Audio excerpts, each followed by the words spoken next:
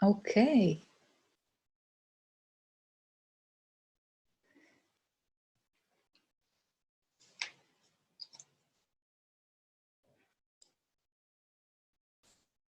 Just allowing for a few more people who are on their way in.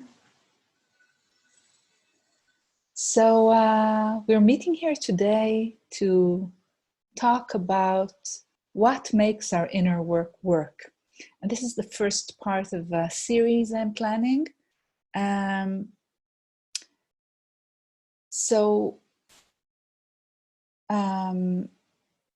This actual part in the series, I gave it a rather mysterious name. It's called The Telephone Company Men Dig for Gold. The Telephone Company Men Dig for Gold. And that will be, this mystery will be explained by the end of our meeting. So now we're going to talk a little bit about fake work and actual work. And we're talking about inner work, naturally. So hello again to everybody listening live and to those who will be watching and listening in the future. This series is going to be an exploration of what makes the work, the inner work, actually work, and what doesn't. What really is inner work that can change us and change our lives for the better, and how to recognize and avoid what we could call fake work or fake inner work. I've been asked quite a few times during the, at least 10 or 20 years, what makes my inner work work? It seems that people had this feeling that what I did actually worked for me. And they wanted to understand what was going on. And as time and experience accumulated for me, I began looking at that more and more and trying to kind of figure out for myself and for my students and for my for those people I facilitated what it actually was, and trying to put it into words. So this is a series that's going to be devoted to that, okay? And it's alongside all the other exploration and work that I do, okay? Now, everything I will talk about here and always stems from my own experience, from my own work for more than 30 years, maybe even more, and from all those people that I've facilitated and taught and discussed things with, and so on and so forth. So it's based on my experience and my opinion. And of course, it's always, always, always our responsibility to check things out for ourselves and really take nothing for granted, whoever is the speaker or the source of the material. So let's not take anything for granted or as the truth without examining it and verifying it for yourselves. So this applies here too, of course. So we'll begin with what we can call fake work that masquerades as real work. So many people feel as if they're doing their work while they're reading, even very good books, watching stuff on YouTube, doing workshops, and all that can be very nourishing and important. But all these things can also become what I once called the spiritual seeker's junk food. I wrote an article about it once in Hebrew. Maybe I'll translate it one of these days. So these are things that we do that make us feel as if we're doing the work, when actually we're not. So we're really fooling ourselves into believing that we are doing the work, but it's not what's actually happening.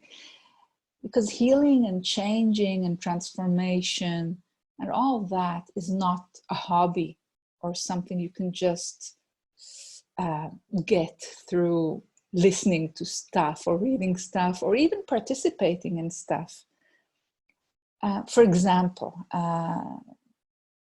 sometimes in my work with inner selves or with identity fields and consciousness bubbles and all sorts of things that I explore, sometimes somebody comes up to me and says, I read your book and I went to your course, and it seems to me that they're confusing, some of them of course, that, you know, reading my book, for example, with the actual work of getting to know those inner selves, or learning to embrace them, to talk to them, learning to live with them and enjoy them without identifying with them.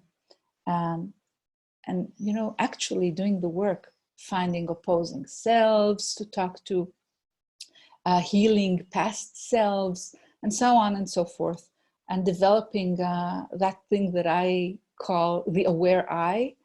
And all these things really require time and effort and concentration and doing the work for a long time. So you really need to find a way to learn how to do the work, whether it's this method or that method, that is besides the point, but finding good ways of doing it.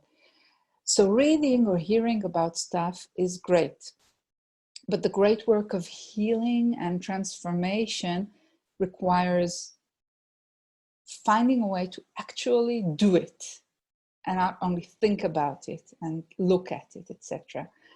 And that's why it actually works. A real movement, a real change happens when you actually figure out how to do it, okay? So again, it's not about thinking about things or knowing things or being fascinated with very deep and wise concepts or lovely quotes and wonderful books and edifying YouTube videos and Facebook groups that have wonderful discussions in them, or gurus, or going to the best courses around. And it's also not enough to hang out with like-minded people and think that this will seriously heal or change you.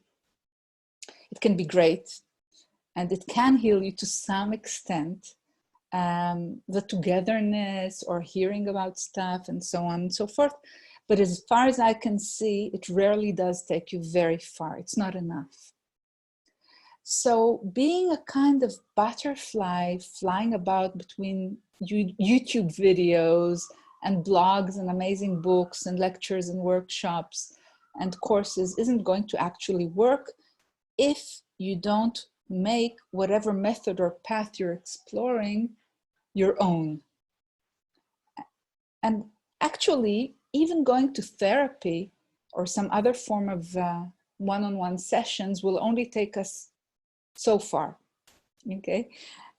Things start to really move when we take responsibility, full responsibility for our own process.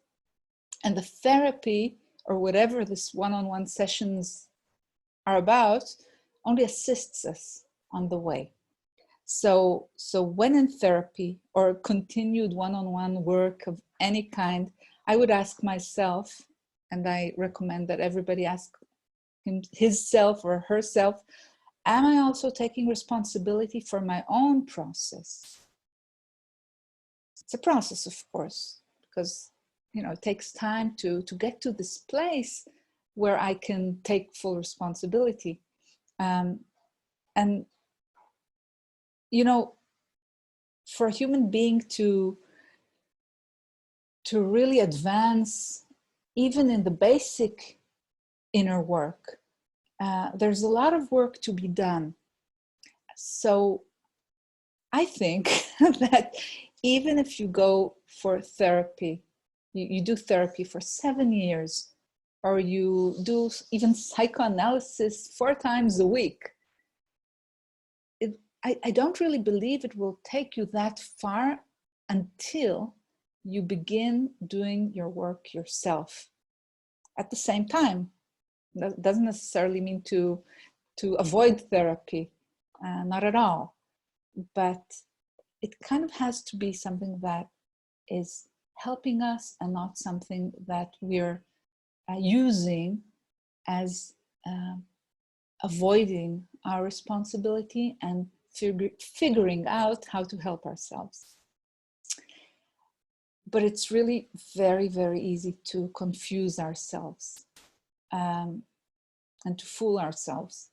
It's so easy to say, what do you want? I'm doing my work. I'm going to therapy. I'm paying money. I'm devoting time.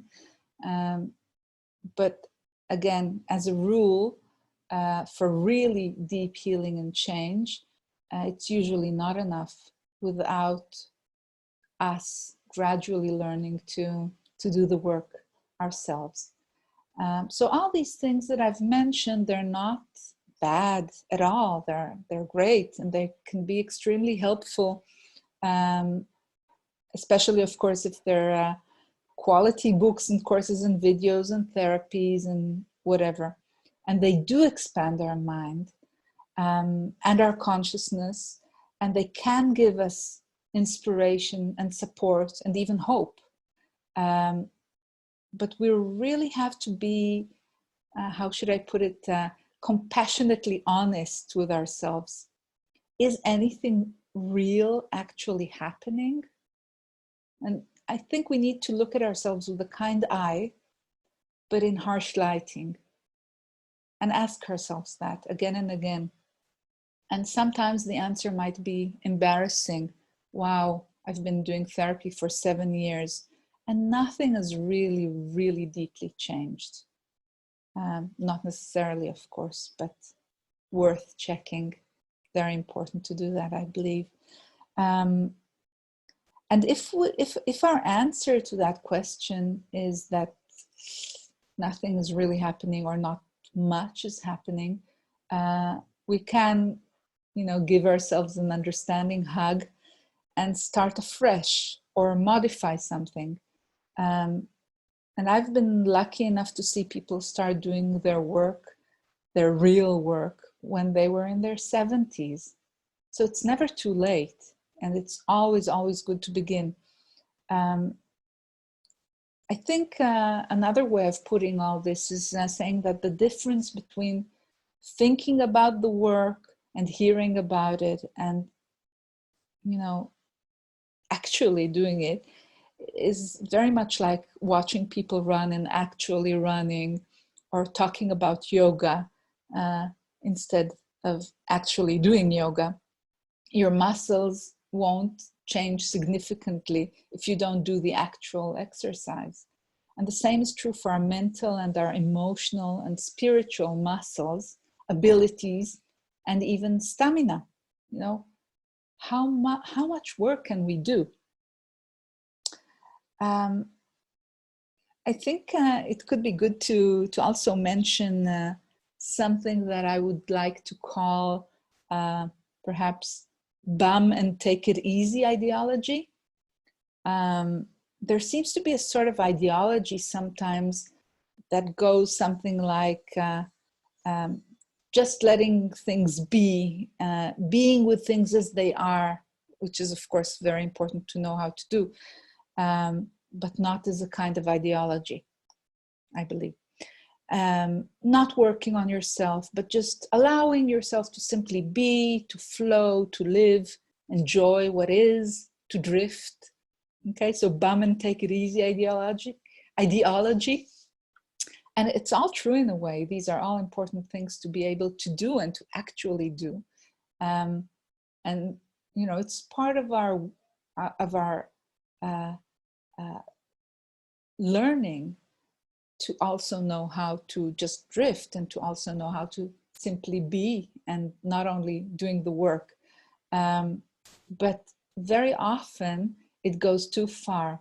And sometimes it could be, in some cases, an ideological cover-up or a diversion trick to avoid the actual work and the actual development that is possible for us and that's calling us.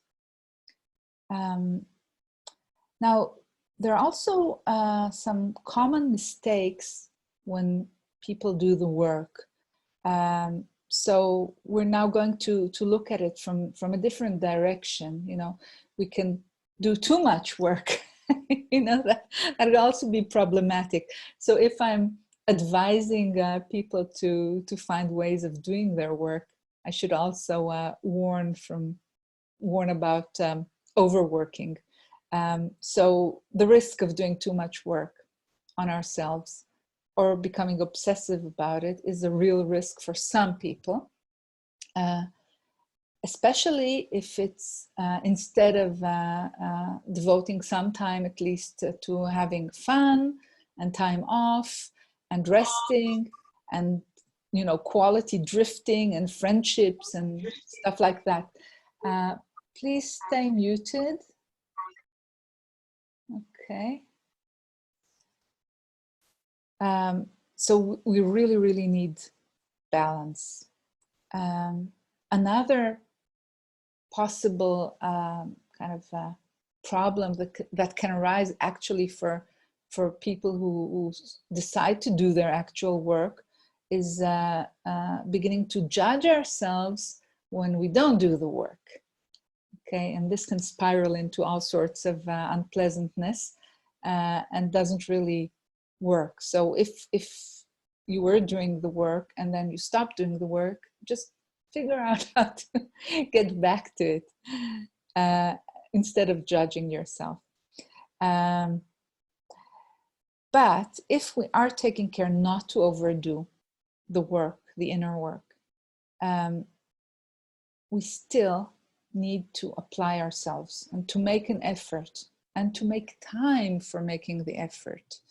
And this can sometimes be very difficult to begin.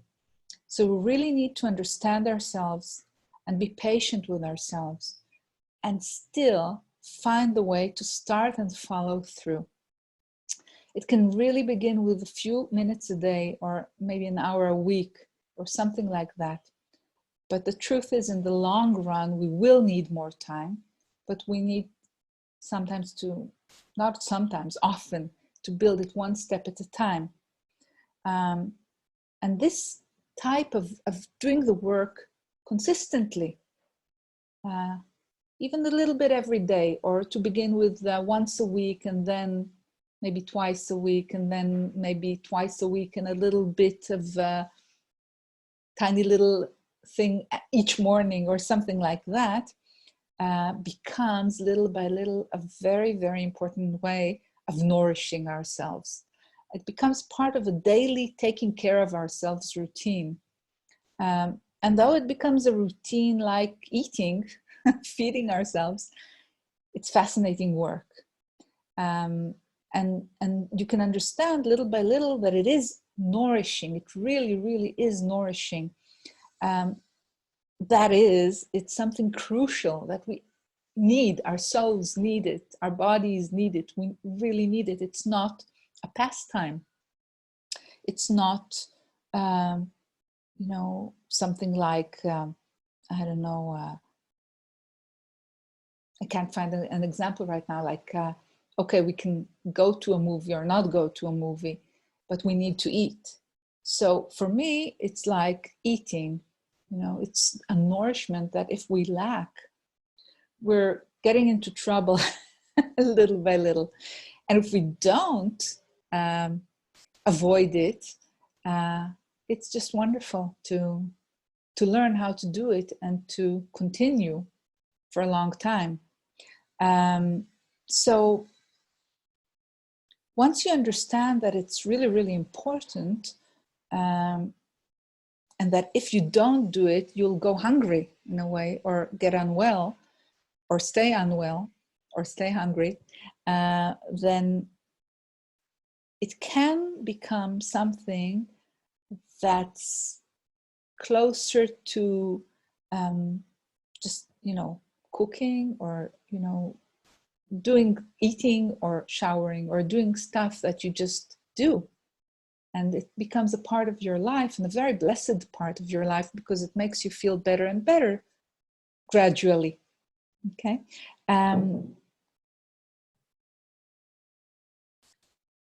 Once you understand that it's really, really important, then you have to give it an important place in your life. It can't be something that you do only after everything else is done. It can't be something that you say to yourself, I'll do it once I've done the cooking, the laundry, the shopping, the job from 9 to 5, and all the rest. It doesn't work that way, because you'll never do it. So it's also about figuring out when to put this thing and to give it enough importance in your life. Just as you would not skip eating for very long, let's say, you just learn to do it, and once you feel the accumulating goodness of it, it gets a little bit easier to sustain. Now, if you look at things from a perspective that says that we all have many parts naturally in us, or many inner selves, it becomes easier to understand how some of these selves run our lives, and how some of them may be at war with others. Nowadays, I think most people who are listening today know something about my work, or have heard about inner selves in some form or other. But for those who don't, it can be very often is the case that one part in us is doing battle with another. So many parts can be at war, and one side can say, let's do the work, it's important, it's great, and the other can say, no way, I'm not doing this, you know, I'm dead against it, go away.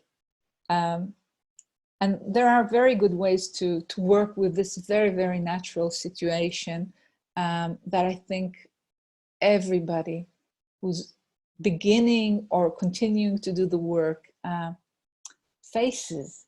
Those inner sides in us that just don't want us to do the work for various reasons. And one of the really, really good ways to do that is through a method called voice dialogue. And voice dialogue, just looking on the internet, you'll find a lot of material about voice dialogue. The founders of voice dialogue are Hal and Sidra Stone. So check out and see if you can find them. And this work really, really helps figure out how to do the work, although some parts in us resist it. Okay. Now, when I was 13 and up to about age 23 or 24, I was going through a very, very long period, which could be called, as sometimes we call it, a dark night of the soul. 10 years of something that was, you know, I could call it a depression. I suffered for many, many years, 10 years of self-loathing, not feeling anything, hopelessness. You know, it was a really, really tough time. But there were some periods or times or moments during this 10-year-long nightmare, I should say. There were moments of creativity here and there when I would either paint or draw or write poetry. And when I was about 20, I wrote a short poem. I was in the university then, I'm quite sure. And And it went like this. At night, the telephone company men dig for gold, and in a dark case, a trombone turns. A light yawn waits at the door of the bulbs. I'll read it again and then I'll tell you why I brought up this poem from more than 30 years ago. At night, the telephone company men dig for gold, and in a dark case, a trombone turns. A light yawn waits at the door of the bulbs. Apart from the artistic aspect of poetry and my poems and what I know about them when I write them, and of course I often know quite a lot about why I write what I write and how I write, but I always, in my case, discover that they are also saying and even foretelling things that I cannot fathom at the time that I write them. And in this case, at that time, and that was clear to me at that period, I was living the end of the poem. A light yawn waits at the door of the bulbs. Everything for me was stripped of magic and of meaning, of interest. Everything was kind of a yawn of dull, expected, cold, electric white light. It was all dead to me. It only looked alive, or other people seemed to be alive, but not me. And I was in sort of kind of very, very flat existence at that time. But the first part of the poem was whispering something very, very different to me. And it took many years for me to understand, you know, what it was all about. And I think some of it I'm only getting right now in a way. Not that I didn't comprehend a lot about this poem before, and I remembered it in my mind for all these years since then. But still, I think working on preparing this series, I got something else. And the first big part of the poem says, I'll read it again. At night, the telephone company men dig for gold, and in a dark case, a trombone turns. And then it goes, a light yawn waits at the door of the bulbs. And for me, among other things, excuse me, this is what the poem told me. It told me that it's night now, and I'm going through a dark night of the soul. And I'm in a terrible place, really terrible. And it seems as if it will never end, and I'm hopeless. But the telephone company men are digging, and they're working within you. And you are somehow learning to dig for gold, or you will learn to dig for gold within yourself, within life, even if you haven't the slightest idea how to do so right now, which I hadn't. And the telephone company, I realized that it has to do with connection, with being connected. And at that time, I was so separate from myself and from everything else. I was so alone, kind of in a very deep way. It doesn't matter if I had friends or not. I was intensely lonely in a deep way, and very, very disconnected from myself and from everything else. So there was a hint for the future in there for me, the gold of connection to oneself and to others and to the world and to life. And it kind of promises that if I do the work, if I dig at night, that too will be found. Now there's another line there, the trombone in the dark case. I'll read it again. And in a dark case, a trombone turns.